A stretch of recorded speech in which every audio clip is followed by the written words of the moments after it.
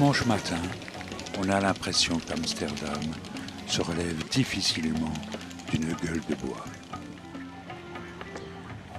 Le samedi soir a fait des ravages, les trottoirs sont encore jonchés de détritus, de bouteilles vides, de papier gras. Et n'ayant que quelques heures devant nous, nous nous contentons d'une promenade au centre de cette capitale des Pays-Bas. Capitale, certes, mais pas toute seule, parce que la plupart des institutions se trouvent encore à La Haye. Mais Amsterdam, qui compte 800 000 habitants, est la ville la plus peuplée des Pays-Bas. Nous nous enfonçons dans des ruelles encore jonchées de détritus, au milieu des café shops, des tabac shops, des sex shops, etc. Rien ne saurait égaler quand même la beauté des canaux.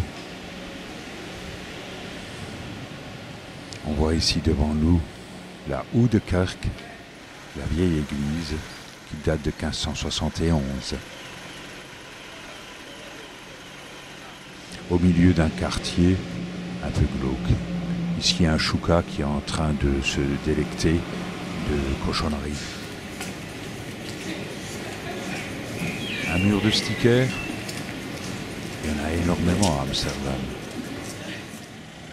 Nous débouchons place du Dam, la place centrale d'Amsterdam, en face du Palais Royal. Les balayeurs motorisés sont déjà à pied d'œuvre pour effacer les outrages de la veille. Des visiteurs attendent déjà l'ouverture du musée de Madame Tussaud, bien connue pour ses statues de cire.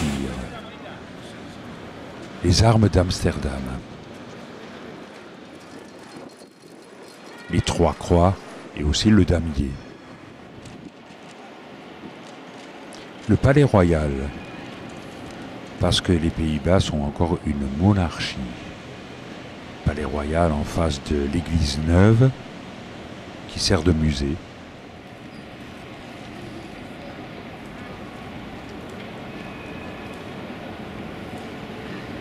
Et deux tours surplombent l'entrée d'un grand magasin. Il fait bien frais en ce matin de mai, et les visiteurs sont encore emmitouflés.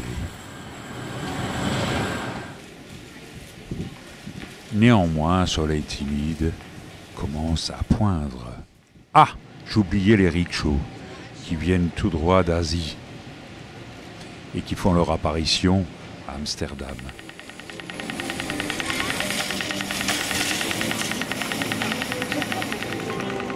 Le musée des cires ouvre enfin ses portes.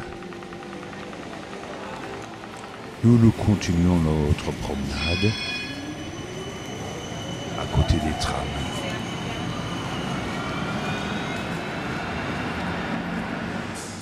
Et continuons à visiter le quartier des canaux concentriques. Et les vitrines des maisons abritent bien des mystères. Les vélos gisent çà et là, en masse compacte enchevêtrée.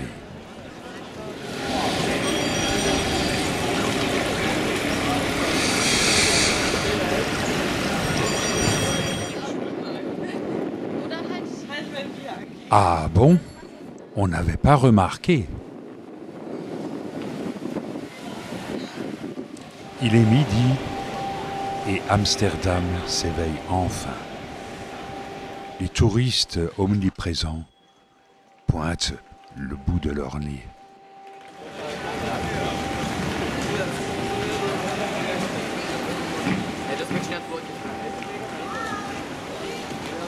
Nous sommes toujours au bord des canaux et voici le premier coffee shop, endroit où la marijuana et le hashish sont en vente libre, faut-il le préciser. Ici enchâssés dans le mur, d'anciennes enseignes.